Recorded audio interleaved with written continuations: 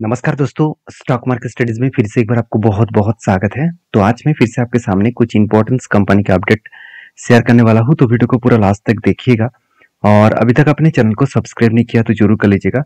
Continuously information और updates पाने के लिए चैनल के ऊपर बने रहिएगा। तो चलो देख लेते हैं कौन सा कंपनी है इस वीडियो के अंदर। फर्स्ट जो कंपनी है जिसके बारे में चर्चा करूँ उसका नाम आप यहाँ पे देखेंगे तो कंपनी का नाम है आईटीसी।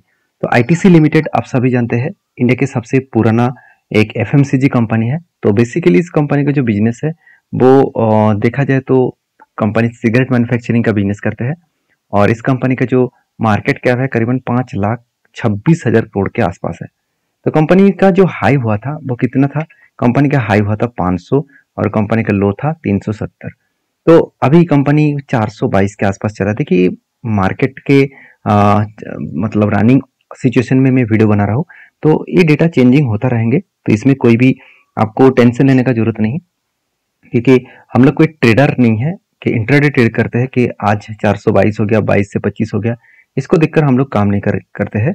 तो मैं जो काम करता हूँ वो स्विंग बेसिस में, मतलब कुछ टाइम पीरियड में, चाहे वो 3 मंथ्स लग सकते हैं, 6 मंथ लग सकते हैं और 1 साल भी लग सकते हैं।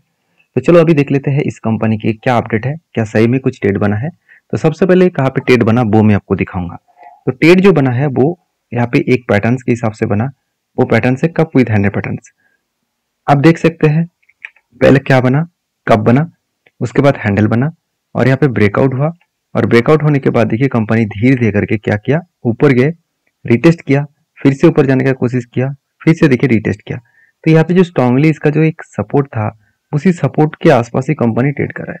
मतलब कंपनी अभी भी ऊपर जाने के लिए तैयार नहीं है।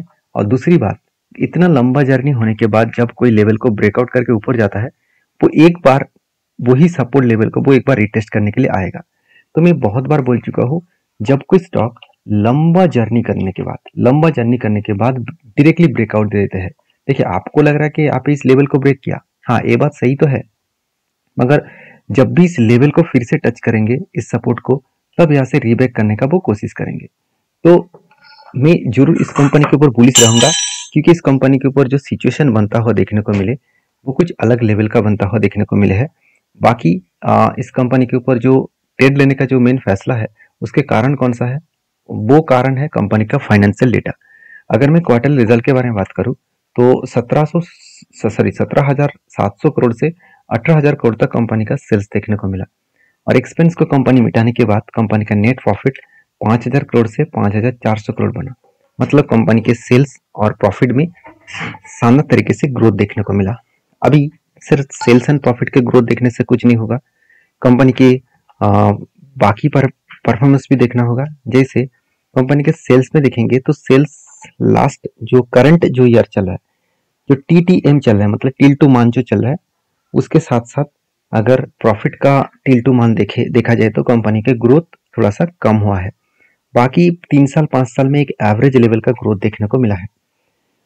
और इस कंपनी के ऊपर अगर बैलेंस शीट के बारे में बात करूं तो आप देख सकते हैं कि रिजर्व लगातार बढ़ता हुआ देखने को मिले और कंपनी का बोरिंग्स एकदम ना के बराबर है। मतलब कंपनी ने जो कर्जा लिया वो एकदम ना के बराबर है। उल्टा पिछले बार का जो कर्जा था 300 करोड़ के आसपास, उससे भी कंपनी इस बार कर्जे को कम किया। तो यही सिचुएशन के हिसाब से देखा है तो कंपनी बेस्ट तरीके से आगे बढ़ने की कोशिश की। अभी एज ए इन्वेस्टर, प्रोमोटर से लेकर एफआईएस पब्लिक हर किसी के पास इन्वेस्टमेंट नहीं है। मतलब प्रोमोटर के पास तो होल्डिंग नहीं है, उसका डायरेक्टली फायदा किसने उठाया? एफआईएस और डीएस ने। तो एफआईएस और डीएस के पास अच्छा खासा होल्डिंग से आपने देखने को मिला है। बाकी इस कंपनी के ऊपर मैंने जो टेक्निकली बेसिस में टारगेट रखा वो टारगेट निकल कर आ रहा है करीबन 590 के आसपास। तो अगर 590 तक टारगेट हुआ तो कितने परसेंटेज टारगेट मिलेगा? मुझे 63% के आसपास टारगेट मिलने का चांसेस है। ये टारगेट अगर 2 साल में मिले तो भी 30% के ऊपर टारगेट मिलने का चांसेस रहेगा पर ईयर में। तो मैं इस कंपनी के ऊपर बुलिश हूँ। आपके क्या राय है जरूर कमेंट्स करना। नेक्स्ट जो कंपनी है उसका नाम है अशोक लेलैंड। देखिए अशोक लेलैंड के ऊपर एक सबसे पहले एक बात बता दूं, बहुत सारे दोस्तों ने मुझे कमेंट्स भी किया, सर अशोक लेलैंड के ऊपर हम लोग ट्रेड नहीं ले पा रहे हैं, इसके पीछे रीजन कौन सा है? देखिए कभी कभी होता क्या है, कुछ कंपनी के ऊपर से भी कुछ रिस्ट्रिक्शन लेके आते हैं और कुछ टाइम ऑफ पीरियड में उसको बैन करके रखते हैं। बैन करने का मतलब है वहाँ पे कोई भी ट्रेड और इन्वेस्टमेंट नहीं कर पाएंगे। तो आप कहेंगे सर ट्रेड और इन्वेस्टमेंट नहीं हो रहा है तो वॉल्यूम कहाँ से हो रहा है? देखिए वॉल्यूम एक्चुअली देखा जाए तो कंपनीज के ऊपर जो वॉल्यूम यहाँ पे देखने को मिलेगा उसके पीछे रीजन है बड़े बड़े जो इन्वेस्टर है जो ट्रेडिंग पर्पस में ट्रेड कर रहे हैं, तो वो लोग यहाँ पे ट्रेड कर पा रहे हैं। जो लोग इन्वेस्टमेंट करना चाहते हैं उसके लिए थोड़ा सा अभी लॉकिंग रखा गया है। तो बड़े बड़ी क्वांटिटी के साथ आप ट्रेड करेंगे तो आपका काम हो जाएगा, छोटे क्वांटिटी के साथ ट्रेड करने के लिए जाएंगे तो आपको लॉकिंग रखा गया है। तो अशोक लेलैंड के ऊपर मेरा एक ट्रेड बना है, बहुत पुराना सा एक एंट्री लेवल है जहाँ पे एक कप विद हैंड पैटर्न्स बना और ये स्टार्टिंग हुआ था 2018 से लेकर। तो 2018 से लेकर कंपनी के ऊपर एक पैटर्न क्रिएट हुआ और फाइनली इस पैटर्न को ब्रेकआउट किया और ब्रेकआउट करने के बाद एक बार देखिए, एक बार, दो बार, तीन बार यहाँ पे रिटेस्ट कर रहा है। मतलब इस लेवल को तीन बार यहाँ पे क्या किया कंपनी रिटेस्ट किया और रिटेस्ट करने के बाद यहाँ से फिर से रीबैक करने का कोशिश करेंगे। अगर रीबैक करे तो एक बड़ा धमाका होने का चांसेस है और अगर बड़ा धमाका हुआ तो कहाँ तक जाने का चांसेस है? तो ऊपर जाए तो 300 लेवल तक जाने का चांसेस है। 300 लेवल तक जाए तो इसका टारगेट मिलेगा करीबन 80% के आसपास। तो देखिए अगर इस टारगेट 2 साल में भी मिले तो भी 40% के एवरेज टारगेट यहाँ पे मिलने का चांसेस है। तो अशोक लेलैंड के ऊपर मैं ऑब्वियसली बुलिश हूँ क्योंकि इस कंपनी का जो परफॉर्मेंस है वो अगर देखेंगे तो आपको एक चीज जरूर देखने को मिलेगा, वो है अशोक लेलैंड के ऊपर आप यहाँ पे नोटिस करेंगे कि अशोक लेलैंड का जो टेक्निकली चार्ट पैटर्न्स बना है उसके साथ साथ कंपनी का फाइनेंशियल लिटरेसी भी अच्छा बना। जैसे कंपनी का सेल्स देखिए 10,400 करोड़ से 11,000 करोड़ तक बना। कंपनी का एक्सपेंस भी मेंटेन किए और कंपनी का सबसे ज्यादा जो खतरा है वो है कंपनी का इंटरेस्ट। कंपनी को बहुत ज्यादा इंटरेस्ट देना पड़ रहा है, करीबन करीबन 783 करोड़ के आसपास इंटरेस्ट देना पड़ा क्योंकि इसका डेप्थ जो है वो 2% के ऊपर भी डेप्थ ऑफ इक्विटी है, पर इक्विटी में 2% के ऊपर डेप्थ है, जिसके चलते कंपनी का प्रॉफिट मार्जिन में थोड़ा सा तो प्रेशर बना। फिर भी देखा जाए तो कंपनी का नेट प्रॉफिट 600 करोड़ तक पहुंच चुके हैं। इसका मतलब कंपनी बेस्ट तरीके से कंपनी प्रॉफिटेबिलिटी को मेंटेन कर रहा है। पिछले सालों में था 350 करोड़, ऑलमोस्ट डबल के आसपास कंपनी का नेट प्रॉफिट ग्रोथ हुआ, तो जिसके चलते कंपनी के आगे बढ़ने के लिए दम अच्छा खासा देखने को मिले। बाकी एज ए इन्वेस्टर, प्रोमोटर से लेकर एफएसडीएस पब्लिक हर किसी ने इस कंपनी के ऊपर निवेश करके रखे हैं। तो आपके क्या ओपिनियन है इस कंपनी के ऊपर जरूर मुझे कमेंट्स करके बताना। तो नेक्स्ट जो कंपनी है उसके बारे में चर्चा करूं, उसका नाम है मदारसन सुमी वायरिंग्स लिमिटेड। देखिए एम सुमी नाम से हम लोग इस कंपनी को जानते हैं।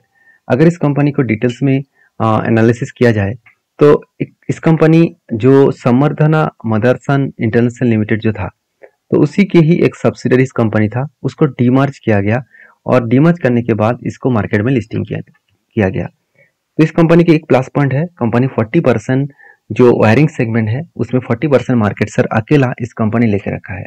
इसका मतलब कंपनी अच्छा खासा एक हाई ग्रोथेबल सिचुएशन यहाँ पे फ्यूचर के लिए वो दिखा सकते हैं क्योंकि वायरिंग का जो डिपार्टमेंट है तो उनमें से इसका एक अलग बिजनेस का दबदबा है और इस कंपनी का मैनेजमेंट बहुत स्ट्रांग है क्योंकि कंपनी कुछ भी करे कंपनी का प्रॉफिटेबिलिटी और सेल्स को कभी भी कम नहीं किया क्योंकि 1500 करोड़ से 1400 करोड़ बना था, थोड़ा सा कम तो हुआ था।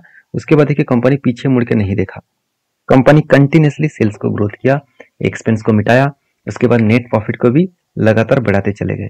तो जब कंपनी इतने शानदार तरीके से खुद को ग्रोथ कर रहा है तो कभी न कभी वो ऊपर जाने के लिए कोशिश करेंगे। तो इसीलिए इस कंपनी के ऊपर एक शानदार तरीके से टेक्निकली चार्ट पैटर्न बना, कुछ इस तरीके से बना, आप देख सकते हैं एक कप विद हैंड पैटर्न्स बना और फाइनली यहाँ पे ब्रेकआउट हुआ। ब्रेकआउट को कंपनी क्या क्या रिटेस्ट किया और उसके बाद देखिए कंपनी नीचे आने का कोशिश कर रहा है। तो बेस्ट तरीके से यहाँ पे नीचे आने का कंपनी क्या कर रहा है, कोशिश कर रहा है। तो आप यहाँ पे देख सकते हैं किस तरीके से कंपनी आगे बढ़ रही है। बाकी आप यहाँ पे नोटिस करना कंपनीज के ऊपर यहाँ पे जो पैटर्न्स बना था, यहाँ पे कप विद हैंड पैटर्न्स बनने के बाद फाइनली ब्रेकआउट हुआ, उसके बाद रिटेस्ट किया और देखिए ऊपर जाने के बाद यहाँ पे इसका जो लाइफ टाइम हाई था उसी हाई को रिटेस्ट करके कंपनी क्या क्या नीचे आए। नीचे आने के बाद कहाँ तक आया, जहाँ पे कंपनी का एक स्ट्रांगली सपोर्ट था, मतलब जहां से कंपनी एंटी स्टार्ट किए थे। तो बहुत सारे लोग यहाँ पे मुझे पूछेंगे सर बहुत टाइम तो लग गया कंपनी टारगेट मिलने में। देखिए कभी कभी कुछ कंपनीज के ऊपर 1 साल भी लग जाते हैं। देखिए अगर इस टारगेट 1 साल में मिले, यहाँ तक अगर टारगेट 1 साल तक मिले तो भी फायदा होगा। क्यों, 1 साल में 28% के आसपास रिटर्न मिलने वाला है। तो इससे बढ़िया चीज और कुछ मुझे नहीं दिखा। तो बाकी आपकी क्या राय है इस कंपनी के ऊपर जरूर मुझे कमेंट्स करके भेज सकते हैं। और ये वीडियो टोटली एजुकेशन पर्पस में है, बाय एंड सेल का रिकमेंडेशन नहीं है। काम करना है तो सारी चीजों को समझकर सोचकर काम करिए। तो मिलते हैं नेक्स्ट वीडियो में, तब तक के लिए धन्यवाद।